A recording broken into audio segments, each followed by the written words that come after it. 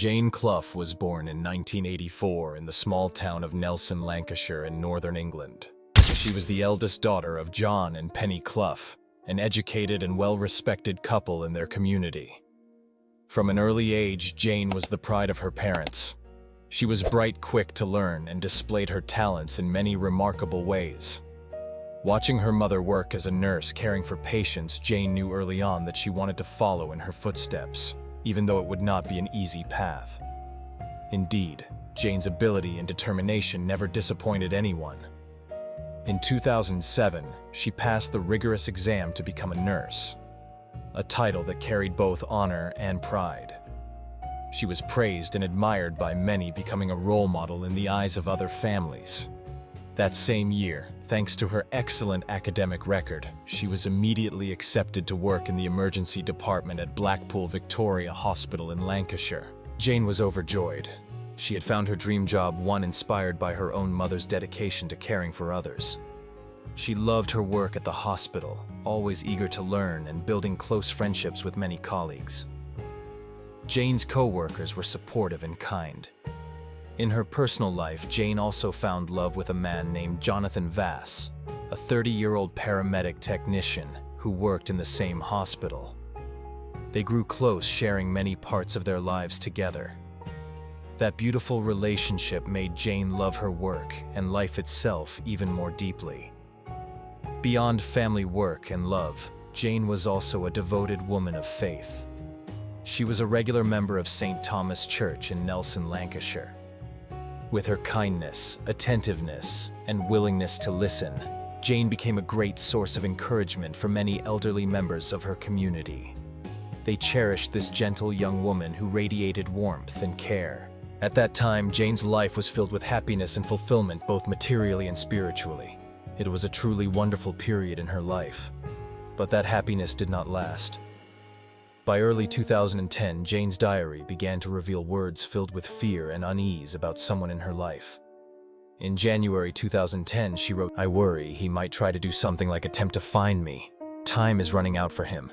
I don't believe he will just sit still and accept the jury's decision." February 2010. What is his plan? What is he intending to do? I don't think we'll truly be safe unless he no longer has the ability to harm us in some way. March 2010.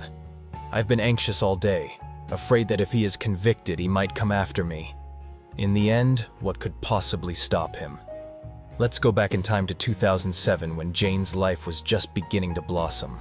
Alongside her dream job, she had also found a deep love with Jonathan Vass, something sacred that she had never experienced before. Yet there was something unusual about their relationship. The couple decided not to make it public among their colleagues. Jane worried that an office romance might lead others to think they were distracted from their work. Jonathan also explained that he was the reserved type, someone who preferred not to boast or talk much about his personal life. And so their relationship quietly blossomed in private, though it was no less happy or meaningful. But in time, Jane's open and cheerful nature took over. After about 4 months of dating, she could no longer contain her excitement. She let go of her initial hesitation and confided in her fellow nurses that she was in a relationship with Jonathan, hoping to receive congratulations from her friends. For Jane, it was the first time she had ever experienced love in her workplace, and she couldn't help but share that joy. However, contrary to Jane's expectations, her colleagues' reaction was far from what she had hoped for. In the eyes of her co-workers at the hospital, Jonathan was very different from how Jane saw him. To them, he seemed odd, lazy, and often made jokes that came across as inappropriate. Hearing this left Jane a little confused. Still, she tried to explain that perhaps Jonathan wasn't at his best with others, but when he was with her, he was calmer and more caring. Jane believed that people often showed different sides of themselves depending on who they were with. After that disappointing reaction, Jane decided to keep her personal life more private. The couple continued their relationship in secret meeting during breaks, sharing coffee and lunch in quiet corners of the hospital, and sneaking away to distant bars on weekends for dates. As their relationship deepened, Jonathan eventually gathered the courage to tell Jane that he wanted to date openly. Hearing this filled Jane with joy, and she immediately agreed. But before they could go public, Jonathan told her there was something she needed to know. His words left Jane stunned. He admitted that he had been married for about 2 years and already had 2 children. Jane was completely shocked and speechless at what he had revealed. She had fallen deeply in love with him and had even imagined marrying him one day. Now hearing directly from him that he was already married left her angry, disappointed, and deeply hurt. At that moment, Jane felt numb, as if she might never be able to love again. But Jonathan began to explain. He said that his wife Joanne had been unfaithful to him, and he was now preparing for a divorce. The process had taken a long time, he claimed, because he didn't want to hurt his children, who were still too young to understand that their parents might live apart permanently. Recently, as his love for Jane grew stronger, Jonathan said he realized he had to end his marriage in order to be fair to her. Hearing this, Jane gradually began to understand the difficulties he faced, both the pain of betrayal and the challenges of being a father. She didn't know what else to do, but comfort him and try to move past the shocking confession. Jane chose to believe that he would sort out his life. Jane realized that all she could do was wait for Jonathan to finalize his divorce, so they could build the happy future they had dreamed of together. Still deep inside, she couldn't shake the uneasy feeling whenever she thought about his not-yet-divorced wife. After a few months, Jonathan finally brought Jane what he called good news. He told her that the divorce had gone through smoothly, and now they could finally be together.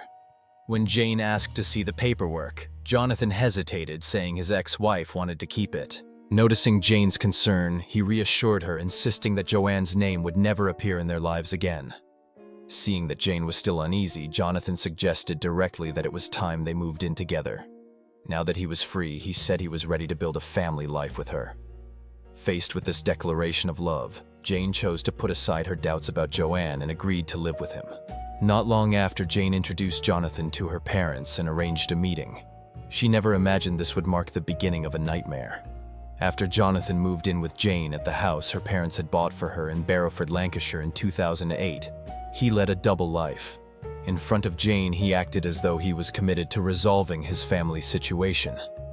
But the truth was, he had never divorced and was still living with his wife and children.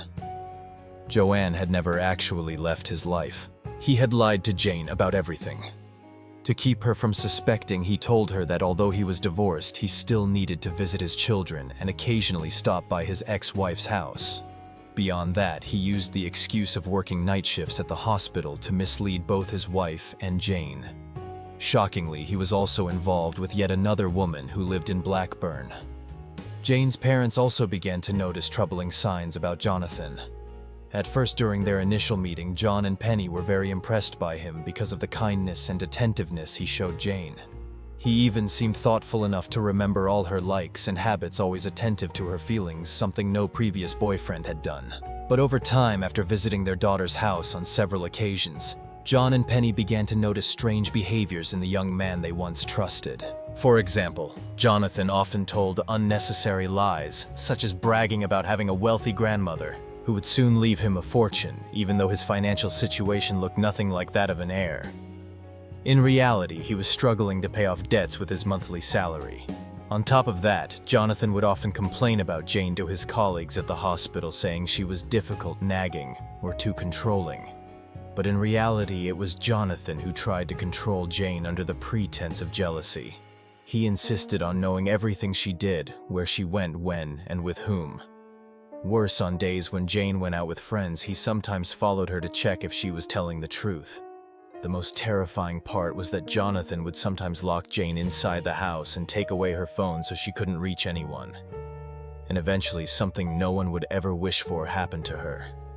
Jonathan began physically abusing her. It started with a slap during an argument, then escalated into more frequent acts of violence. Instead of leaving, Jane endured it. She convinced herself that Jonathan had once been a good man, and perhaps she must have done something wrong to deserve his anger. Day after day, Jane endured mistreatment and hid the marks by wearing long sleeves and scarves whenever she went out. At work, she was no longer the cheerful, lively nurse she once had been. She became withdrawn and subdued. All of this was a classic sign of someone being manipulated and emotionally controlled, gaslighting. By January 2009, Jane was pregnant with Jonathan's child.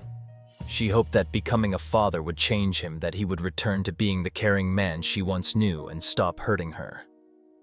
But this hope turned out to be a mistake. From the moment Jane became pregnant, their relationship only grew more troubled. Jonathan revealed even darker sides of his character. By the 7th month of her pregnancy, the level of aggression he displayed was something Jane had never imagined. One night, Jonathan demanded intimacy. Jane, exhausted and uncomfortable from the pregnancy, refused, explaining that her hormones and fatigue made it too difficult. Up until then, despite everything, Jonathan had never forced this issue, so Jane felt confident saying no. But that night, to Jane's horror, Jonathan reacted with shocking rage and forced himself on her, even though she was pregnant. This devastating violation was repeated many times until the baby was born. In October 2009, Jane gave birth to a beautiful baby girl who looked just like her.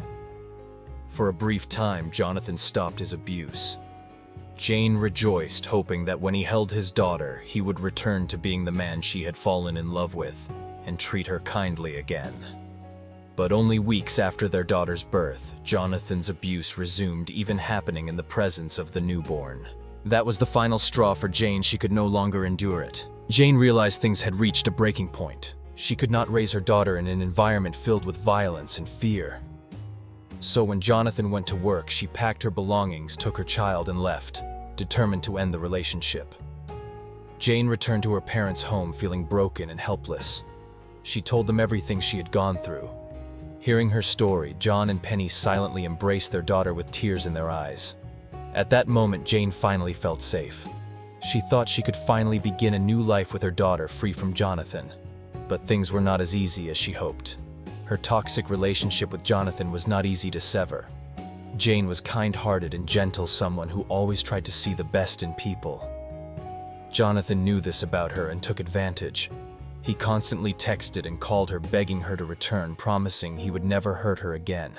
Weakening under his apologies, Jane eventually agreed to return on the condition that Jonathan would seek help from a therapist. However, only a few days after she returned, Jonathan hurt her again. This time, Jane refused to endure it. She quickly realized that her own weakness had allowed the cycle of suffering to continue. So she fled the home she had shared with Jonathan and went back to her parents once more. Realizing the seriousness of the situation, after hours of reflection, Jane decided to go directly to the police station and report the abuse she had suffered at Jonathan's hands.